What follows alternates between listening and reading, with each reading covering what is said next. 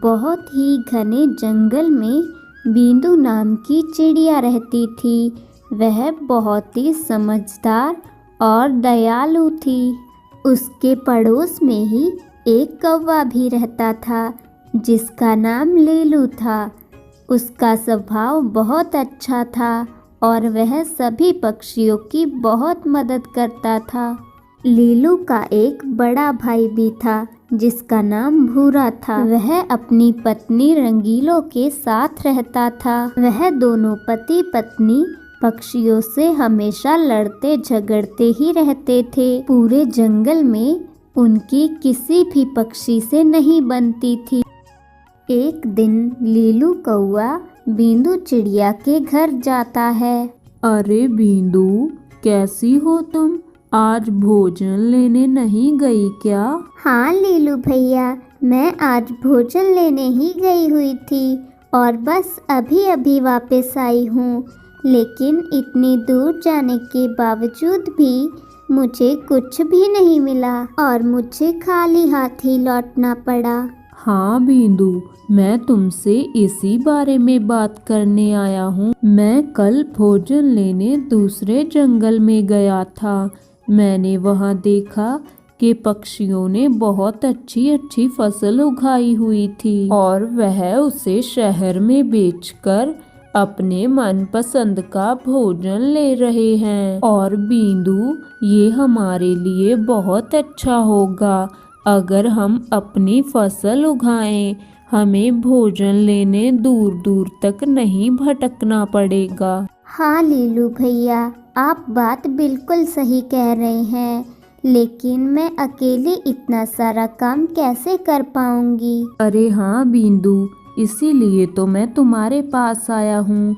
हम दोनों मिलकर फसल उगाएंगे। हमारी जितनी भी फसल होगी हम उसे आपस में बांट लेंगे। ठीक है लीलू भैया, मैं आपके साथ फसल उगाने के लिए तैयार हूँ। लेकिन आप ये तो बताओ, हमें ये सब कब से और कैसे करना होगा? अरे बींदू, तुम इस बात की चिंता मत करो।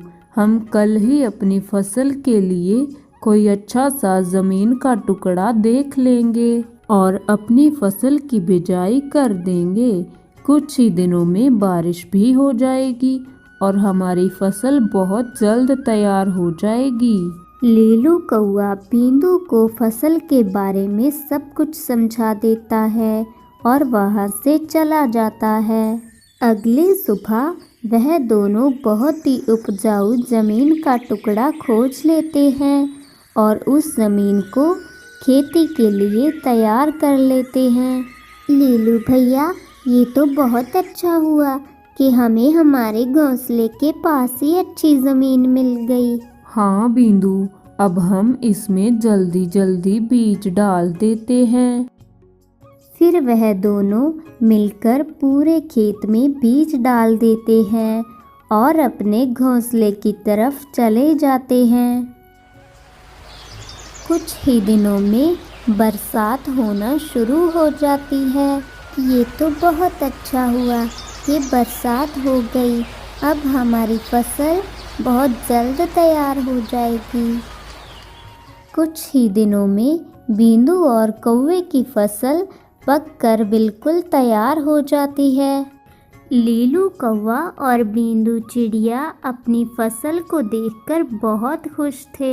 देखो बींदू, हमारी फसल कितनी अच्छी हुई है।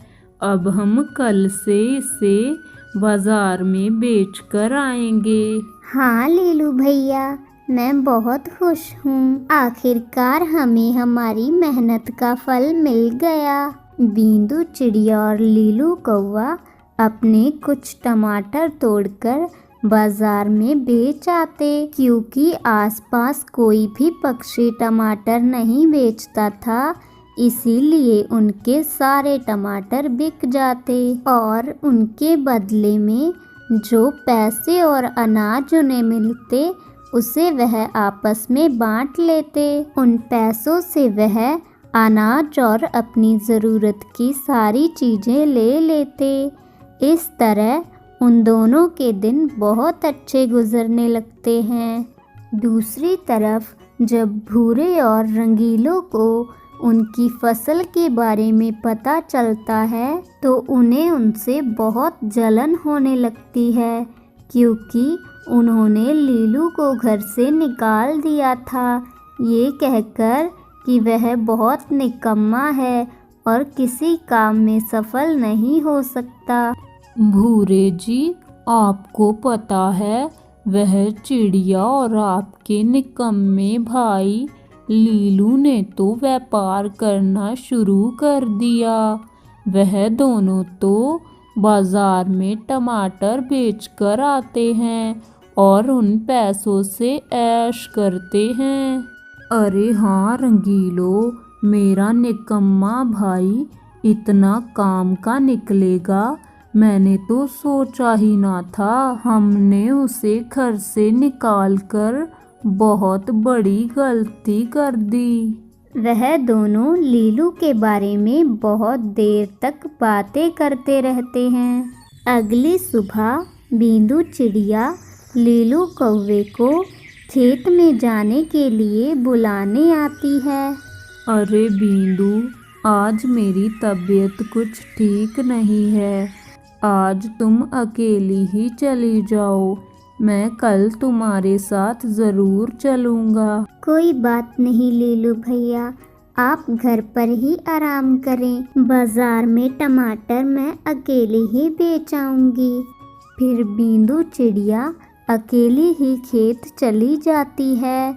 इस बात का पता जब रंगीलों को चलता है तो वो बहुत खुश हो जाती है। भूरे जी, आज बींदू अकेली ही आई है खेत में, आज हम उनके टमाटर आसानी से चुरा सकते हैं और बाजार में बेचकर पैसे कमा सकते हैं। रंगीलो, वह बींदू बहुत होशियार है, अगर उसे पता चल गया तो वो हमें नहीं छोड़ेगी।